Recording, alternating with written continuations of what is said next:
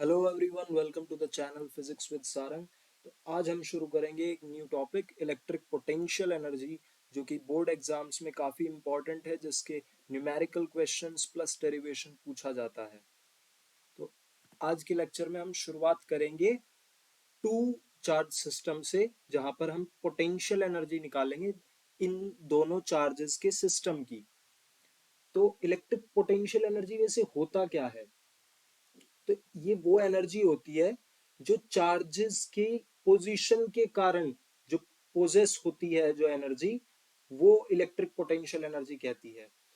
तो जब दो लाइक चार्जेस जैसे इन्फिनिट डिस्टेंस अपार्ट हों, तो उनकी पोटेंशियल एनर्जी जीरो होगी, क्योंकि उन दोनों के बीच में कोई भी फोर्स नहीं लग रहा होगा।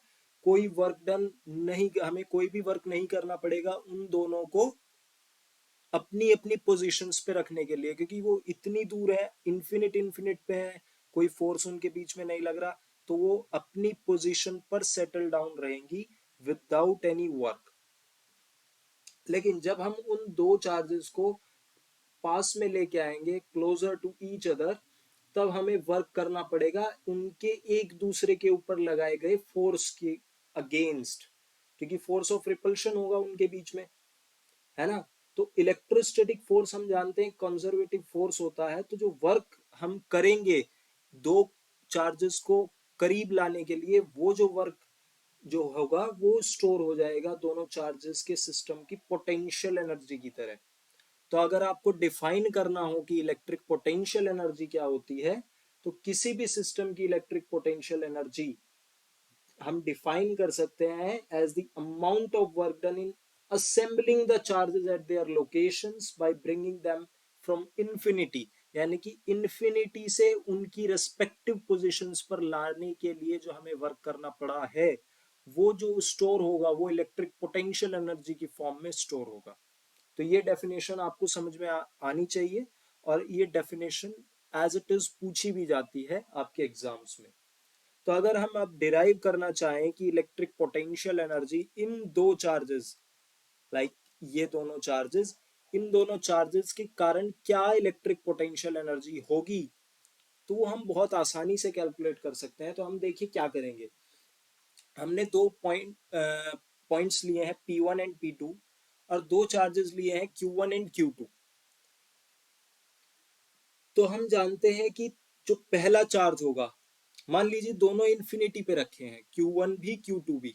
तो जब हम Q1 को इन्फिनिट से देखिए, पोटेंशियल एनर्जी जब भी आप किसी टू चार्ज सिस्टम की निकालें, या थ्री चार्ज सिस्टम की निकालें, या एन चार्ज सिस्टम की निकालें, तो आपको एक एक करके चार्ज को उनकी रेस्पेक्टिव पोजीशंस पर लाना होता है। ये आपको बात ध्यान रखनी है, सारे चार्जेस एकदम से अपनी अपनी रेस्पेक्टिव पोजीशंस पर नहीं आएंगे। डिराइव करने के लिए हम क्या करेंगे, पहले एक चार्ज को इन्फिनिट से उसकी रेस्पेक्टिव पोजीशन पर लेके आएंगे, फिर दूसरे चार्ज को उसकी रेस्पेक्टिव पोजीशन पर लेके आएंगे। तो अब हम जानते हैं, जब चार्ज Q1 इन्फिनिटी से आएगा, चार्ज Q1 इन्फिनिटी से आएगा, तो यहां पर अभी कोई चार्ज मौजूद नहीं है। देखिए इस डायग्राम के अकॉर्डिंग ना देखिए, देखिए ये Q1 अगर है, ये इन्फिनिट पर अगर रखा है, तो आप जब इसको यहाँ पर इसकी रेस्पेक्टिव पोजीशन मान लीजिए ये है, तो आप जब यहाँ पर इसको लेके आ रहे हैं, तो यहाँ पर कोई भी चार्ज के कारण कोई भी फील्ड नहीं है ना। इस चार्ज को हम Q1 चार्ज को लाने के लिए हमें कोई वर्क डन नहीं करना पड़ेगा, क्योंकि कोई पोटेंशियल ही नहीं है इस पॉइंट पर। कोई पोटेंशियल किसी और के कारण, कोई फील्ड नहीं है किसी और के कारण, कोई फोर्स नहीं है, तो हमें कोई वर्क नहीं करना पड़ेगा इसको लाने के लिए। तो हम जब W1 निकालेंगे तो दैट विल बी जीरो। ये बात आपको समझ में आई। लेकिन जब ये चार्ज यहां पर आ जाएगा Q1, और यहां पर कोई इन्फिनिट पर Q2 चार्ज रखा है, ये आपका कोई इन्फिनिट चार्ज, इन्फिनिट पर Q2 चार्ज रखा है, और इसकी रेस्पेक्टिव पोजीशन ये है, और यहां हम इसको लाना चाह रहे हैं। तो आप जानते हैं कि Q1 के कारण यहां पर एक फील्ड होगा, है ना। तो हम देखते हैं, देखिए ये पॉइंट मान लीजिए P2 है, तो इस चार्ज Q1 की वजह से इस पॉइंट P2 पर एक पोटेंशियल होगा, और वो क्या होगा 1/4 पाई epsilon not Q1 divided by R12। मान लीजिए ये आपके इनका बीच का वो हो गया R12। तो यहाँ पर R12 is the distance between the point 2 and the charge 1। So Q1 Q2 के बीच में R12 डिस्टेंस हुआ, तो यहाँ पर इस पॉइंट पर P2, at point P2 potential is potential is due to the one charge. Potential is due to charge 1, which will be 1 by 4 pi epsilon naught Q1 divided by R12। जब आप work done निकालेंगे charge 2 को infinite से लाने के लिए, क्योंकि हमने देखा था कि वर्क डन होता क्या है, चार्ज इन्फिनिट से रिस्पेक्टिव पॉइंट पर लाना, वो वर्क डन होता है। तो potential due to the one charge multiplied by the charge 2, क्योंकि हम वर्क डन किसके लिए निकाल रहे हैं, 2 सेकंड चार्ज को लाने के लिए जो वर्क डन है वो हम निकाल रहे हैं। तो आप ये बात ध्यान रखिएगा, W2 is equal to V1 into Q2। तो V1 क्या हुआ हमारा 1/4 पाई एप्सिलॉन नॉट, और यहाँ पर क्या आ जाएगा Q1 Q2, क्योंकि ये Q2 भी है, डिवाइडेड बाय R12। तो ये हमारा वर्क डन हुआ। तो अगर हम यहाँ पर नेट पोटेंशियल एनर्जी निकालना चाहें इस सिस्टम की, तो वो क्या होगा, वर्क डन पहले चार्ज को लाने के लिए प्लस वर्क डन दूसरे चार्ज को लाने के लिए, that is W1 plus W2। तो ये कितना आएगा 0 plus 1/4 pi epsilon not into Q1 Q2 times divided by R12। So potential energy हमारी कितनी आएगी Q1 Q2 divided by 4 pi epsilon not R12। ये आपकी पोटेंशियल एनर्जी होगी। अगर आप इसी तरीके से एक थ्री सिस्टम चार्ज की पोटेंशियल एनर्जी निकालना चाहें, तो इसका भी एक यही तरीका होगा। देखिए पॉइंट 1 पर अगर हम चार्ज 1 को इन्फिनिट से लेके आ रहे हैं, तो पहले चार्ज को लाने के लिए आपको कोई वर्क डन नहीं करना होता, क्योंकि कोई पोटेंशियल ही नहीं होता उस पॉइंट पर। तो देखिए यहाँ पर भी अगर हम पहले चार्ज के को लाने के लिए वर्क डन निकालें, तो वो 0 होगा, पिछले वाले की तरह ही। अब मान लीजिए पॉइंट 2 पर आपको चार्ज 2 को लाना है, तो सिंपल वही आपका वो होगा, वर्क डन अगेन क्या आएगा 1/4 पाई epsilon not Q1 Q2 divided by R12। ठीक है, ये तो सेम ही हुआ जैसा पिछला था। अब देखिए आपको चार्ज 3 को भी लाना है। अब चार्ज 3 को लाने के लिए आपको किन किन दो दो की वजह से, पोटेंशियल की वजह से आपको वर्क करना पड़ेगा। तो एक तो पोटेंशियल होगा चार्ज 1 के कारण, और एक होगा चार्ज 2 के कारण P3 पॉइंट पर। तो अब आप देखिए, अगर आप वर्क डन ड्यू टू 3 निकालना चाहें, तो वो क्या होगा Q3 times the potential at point 3। यही तो होगा कि पोटेंशियल आपको, टोटल नेट पोटेंशियल आपको देखना है Q3 टाइम्स V। और ये V क्या है, यहाँ वाला पोटेंशियल, इस पॉइंट 3 पर जो पोटेंशियल होगा due to the charge 1 and due to the charge 2।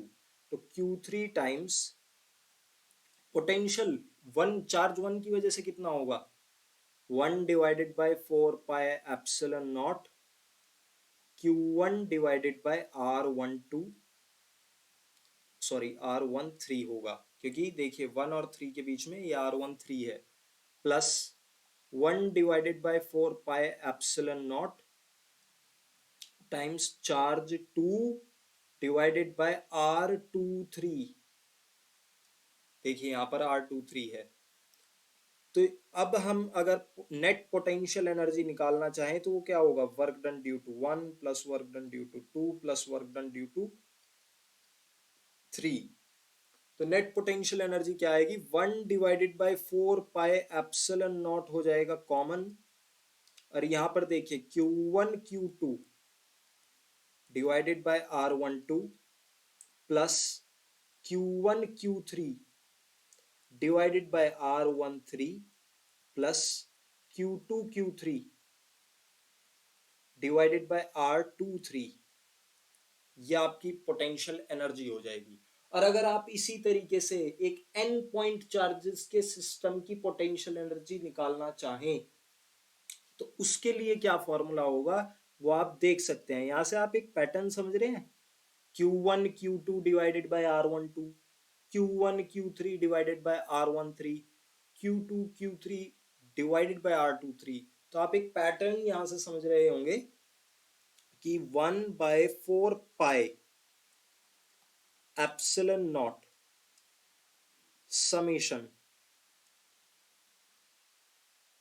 QI QJ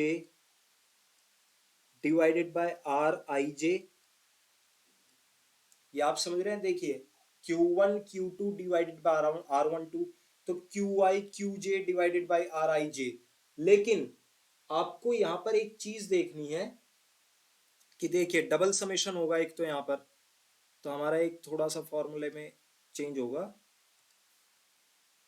इसको ध्यान से देखिए क्या होगा। एक और समेशन आपका यहां पर लगेगा कुछ इस तरीके से, और आप लिखेंगे QI QJ divided by RIJ। लेकिन एक बात आप ध्यान रखिएगा कि देखिए आप I is equal to 1 to n लेंगे क्योंकि n चार्जेस हैं। सिमिलरली आप J is equal to 1 to n लेंगे। तो देखिए एक ना आपके पेयर्स रिपीट होंगे, यहाँ पर I जब 1 हो, मान लीजिए 2 होगा, यहाँ पर J1 होगा, तो एक पॉइंट ऐसा भी आएगा I1 होगा J2 होगा।